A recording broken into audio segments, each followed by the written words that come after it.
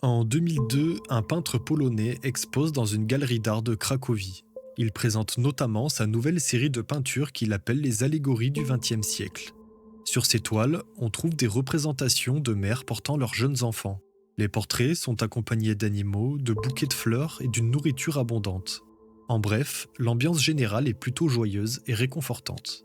Avec ces toiles, l'artiste a voulu symboliser la prospérité actuelle de son pays, la Pologne. Durant cette période, il peint également cet autoportrait. On le voit dans les années 2000, âgé d'environ 70 ans. L'air plutôt apaisé, il nous tend la main de manière amicale. Avec le temps, il est devenu un peintre accompli et reconnu dans les cercles artistiques polonais. Ses autoportraits rencontrent un certain succès auprès du public. Alors, il décide d'en faire un dernier. Cette fois-ci, il se représente 10 ans plus tôt, dans les années 90. L'atmosphère générale est plus malsaine. Il semble venir d'un endroit sombre, son teint est verdâtre et ses joues sont creuses. Il se représente lors de la chute de l'URSS, pays dans lequel il a toujours vécu. D'après ses propres termes, il regarde le monde qui l'entoure avec émerveillement. En effet, la fin du régime soviétique en 1991 est un événement bouleversant dans sa vie qui marque une transition radicale dans son art. C'est le début de sa seconde phase artistique, qu'il décrit comme étant sur un fond lumineux.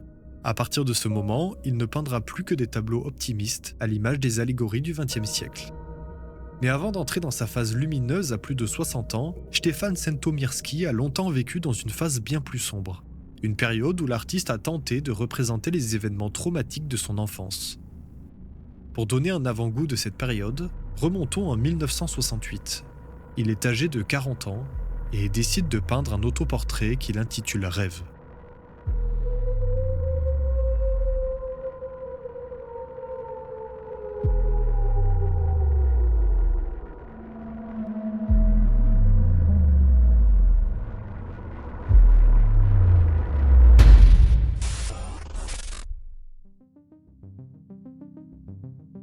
Dans cette vidéo, je vous emmène explorer la période sombre de Stefan Sentomirski.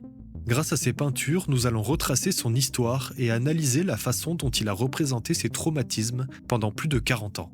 Commençons par définir ce qu'est un traumatisme psychologique. D'après l'OMS, environ 70% de la population mondiale est un jour confrontée à un événement traumatique. Entre 5 et 10% d'entre eux développent par la suite un trouble psychique durable.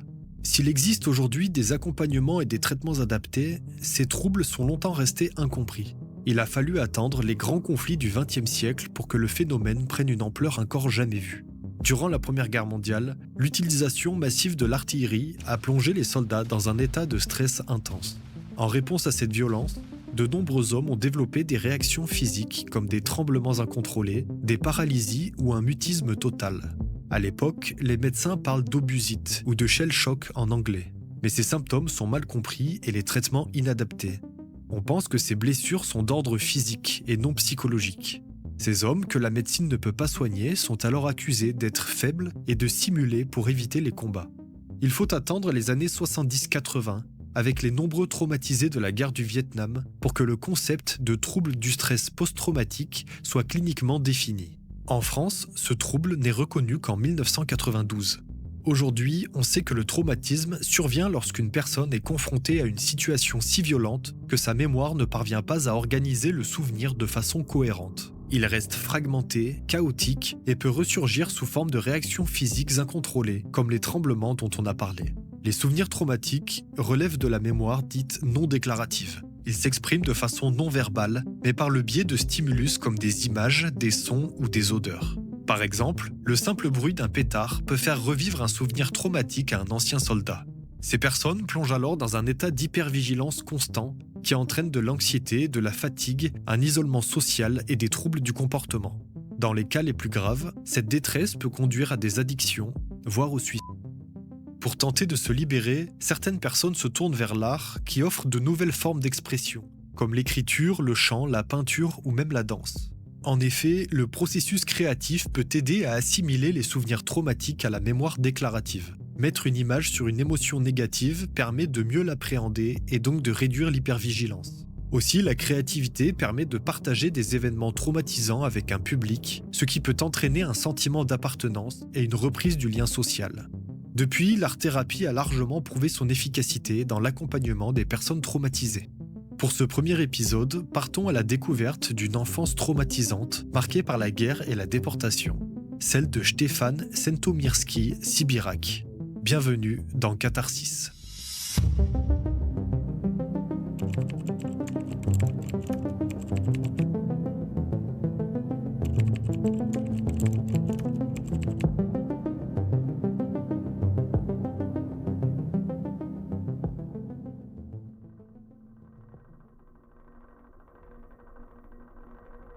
Voici une carte ethnographique de l'Union soviétique dans les années 30. Le pays est une mosaïque de différentes populations. Si l'on prend le cas de l'Ukraine et de la Biélorussie, les taches rouges marquent la présence de populations polonaises, une présence qui date en réalité de plusieurs siècles. Dans les années 20, avec la création de l'URSS, l'Ukraine devient alors une république socialiste soviétique.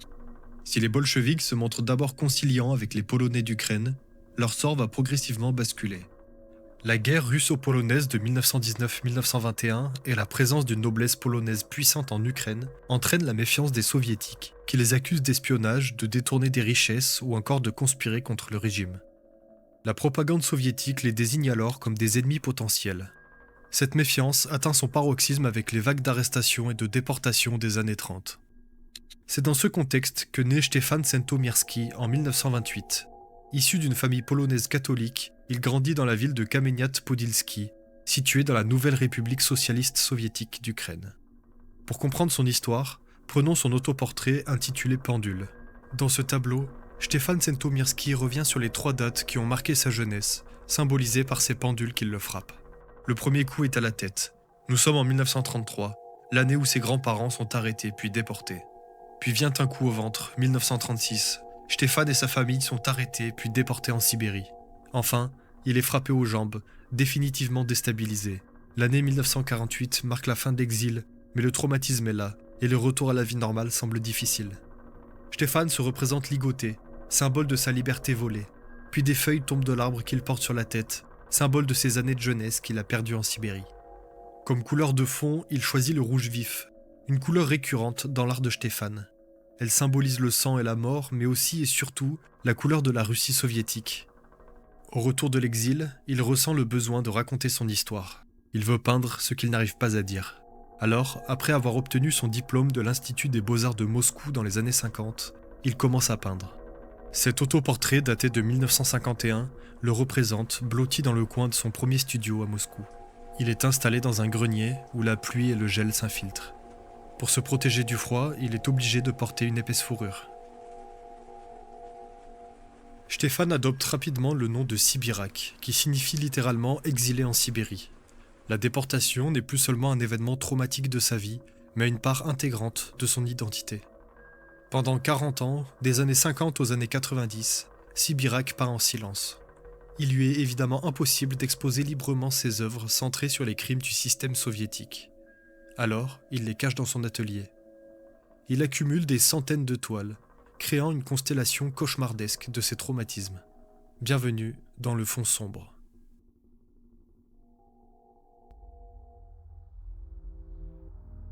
Tout commence par une perquisition.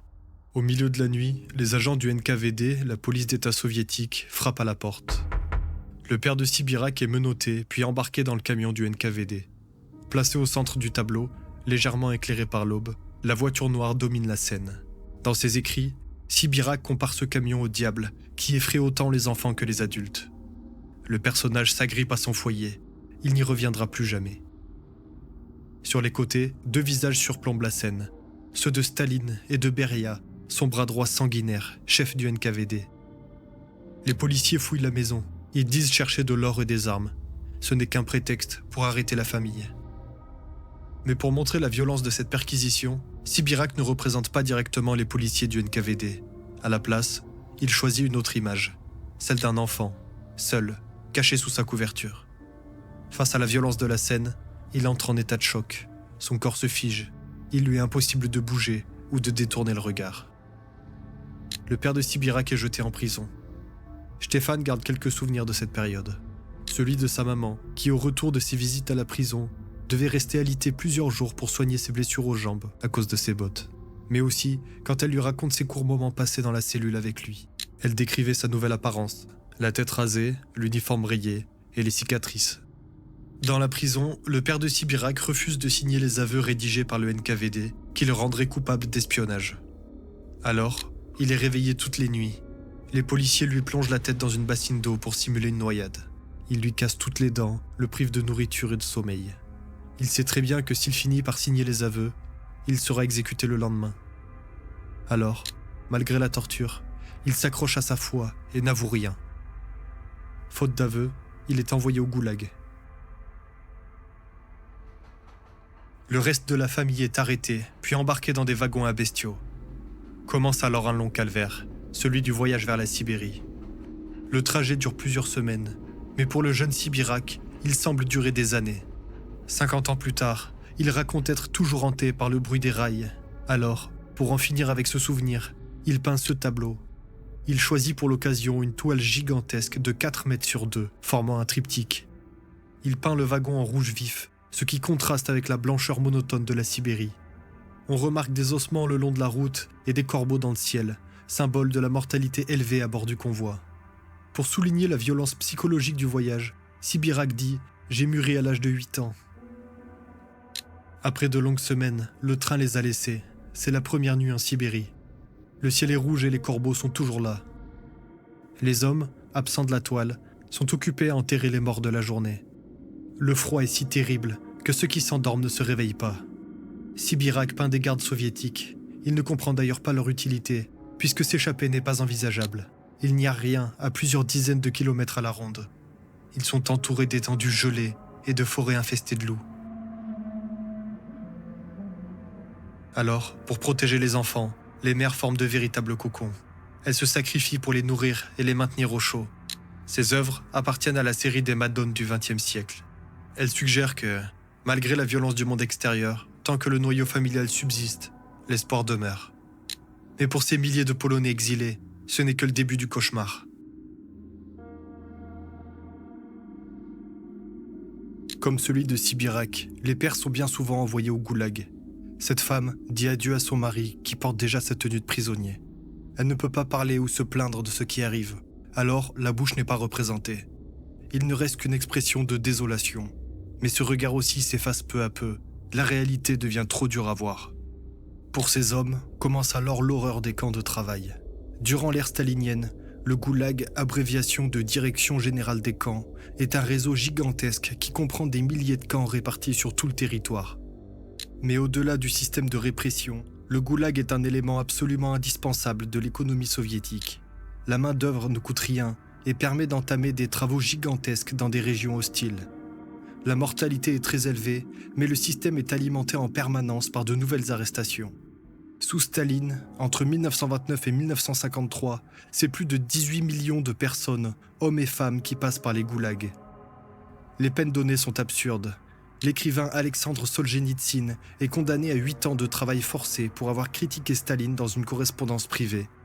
Pour un motif similaire, l'écrivain Varlam Chalamov purge 2 peines différentes pour un total de 17 ans, dont 14 au terrible camp de la Kolyma.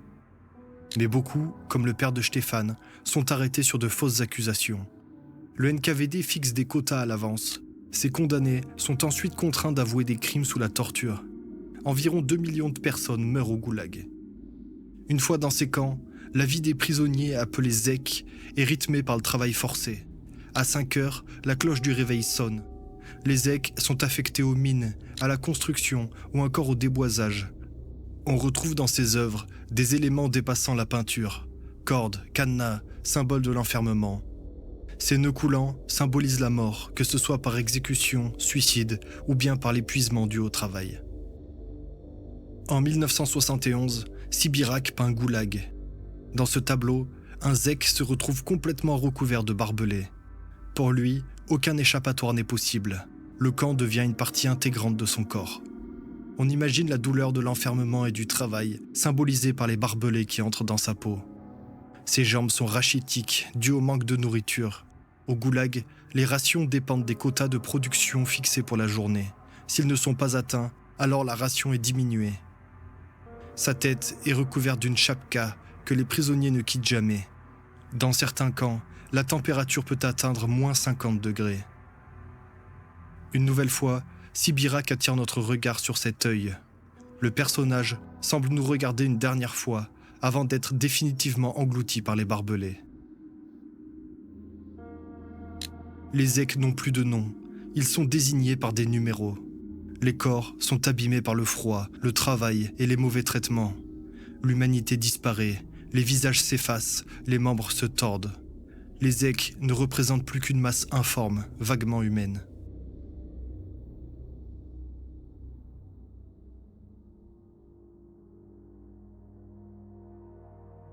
La déportation a détruit le lien sacré qui unissait la famille.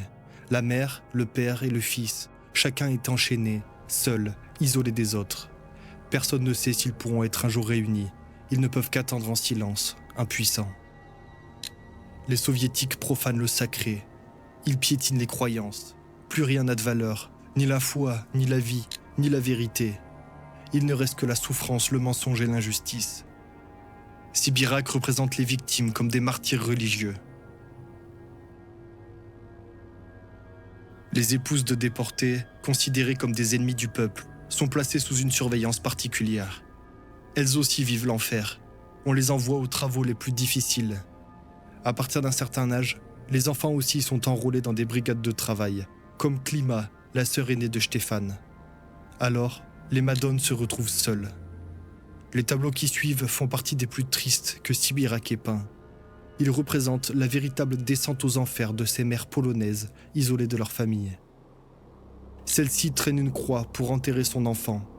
Elle essaye d'avancer, mais ce fardeau est bien trop lourd à porter seule. Elle est écrasée de plus en plus, jusqu'à ne plus pouvoir se relever.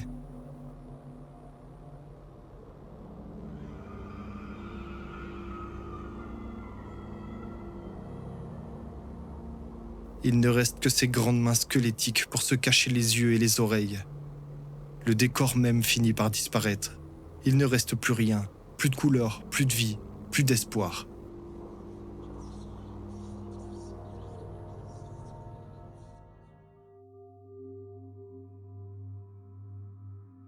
Comme nous avons pu le dire plus tôt, le rouge est une couleur omniprésente de la palette de Sibirak.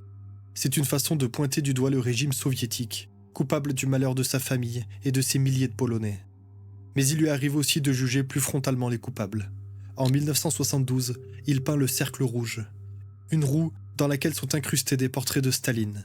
Lancée à pleine vitesse, elle détruit tout sur son passage, peu importe le nombre de victimes.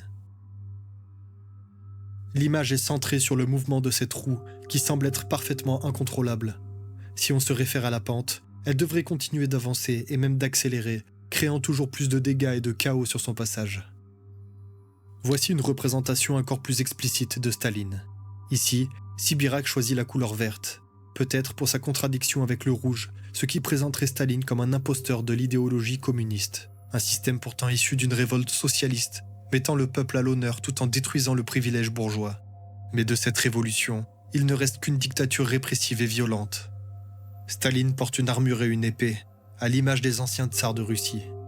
Son pouvoir ne serait qu'une continuation de la monarchie que les bolcheviks se vantent pourtant d'avoir détruit. Sibirak le représente avec son léger sourire et ses yeux rieurs, comme le veut la propagande. Mais derrière ce masque, son œil est injecté de sang, ses sourcils sont froncés et sa bouche est tordue. Sa peau abîmée ressemble à celle d'un monstre. Il semble animé par la haine et la violence. Dans l'art, la couleur verte est souvent associée à la nature, mais c'est aussi la couleur du corps malade et de la toxicité.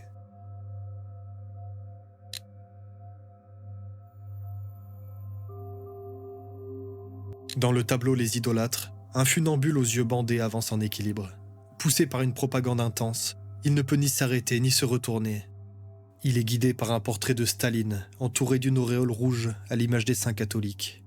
L'étoile rouge du régime a besoin de toujours plus de sang pour fonctionner. Sibirak ne laisse ici que peu d'espoir quant au dénouement de l'histoire. Tous finissent par tomber dans les ténèbres.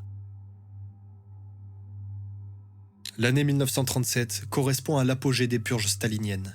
Les hauts fonctionnaires soviétiques sont représentés sur ces piliers blancs, tout puissants et en dehors des réalités qu'ils imposent. La société, déséquilibrée, s'effondre. On aperçoit des corps disloqués, symbole des milliers de morts des purges.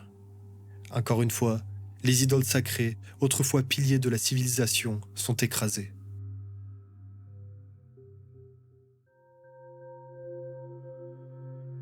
Le retour de l'exil et de la guerre est particulièrement difficile. Les nombreux mutilés ne sont plus utiles à personne. Sibirac dit « Partout, je voyais des hommes brisés, physiquement et mentalement, des blessés marchant avec des béquilles ou cloués dans des fauteuils roulants. Je les dessinais, puis je les transformais en tableaux. Celui-là est assis, amputé d'une jambe. À côté de lui, une casquette ornée d'une étoile rouge sert à mendier quelques pièces. Ses yeux sont cachés derrière des lunettes noires, comme celles des aveugles. Il joue de l'accordéon avec le seul doigt qui lui reste. » La mère de Stéphane a attendu son mari jusqu'à la fin de sa vie. Sibirac se souvient lui demander « Mais des dizaines d'années ont passé, et nous vivons à Moscou, au 11e étage. Comment pourrait-il revenir ici ?» Elle lui répond alors « Je regarde, peut-être que ton père reviendra. » Elle décédera quelques années avant d'apprendre la vérité. Il est mort 50 ans plus tôt, en 1942, au camp de la Kolyma. Après la chute des communistes, il a été réhabilité en tant que victime du régime, injustement condamné. Durant l'exil, Sibirac n'a pas pu étudier. Il fallait une autorisation spéciale du NKVD pour aller au lycée situé en ville. Mais dans les villages, on avait besoin de main-d'œuvre, et Stéphane devait garder les chevaux. Au retour de l'exil, il se retrouve alors, à 20 ans, avec un niveau d'école primaire. Ses anciens camarades de classe étaient déjà à l'université ou dans l'armée. Malgré le manque d'école, Stéphane avait quand même eu accès à un peu d'éducation. En 1940, une famille polonaise déportée s'est installée chez eux. Madame Maria et son fils Zbigniew, de l'âge de Stéphane. Les mères se sont rapidement rapprochées. Leur destin était similaire. Polonaises, catholiques, leurs maris avaient été arrêtés et elles devaient maintenant élever seules leurs enfants. Stéphane et Zbigniew sont alors devenus des frères. Maria était professeure. Le soir, elle enseignait à Stéphane la grammaire, la littérature, mais aussi l'histoire et la culture de la Pologne.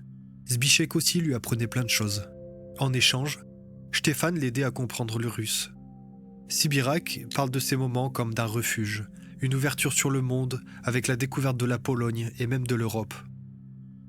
Sibirac a peint le tableau Vent sibérien. Dans cet autoportrait, le vent symbolise l'exil qui freine son mouvement vers l'avenir, vers ses études. Malgré tout, il étudie l'art et ressort diplômé.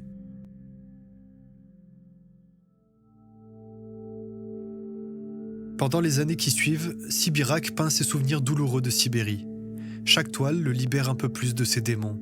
Chaque toile est un témoignage pour lui, pour sa famille, pour son peuple. Mais il lui manque encore quelque chose d'essentiel. Pouvoir montrer son travail.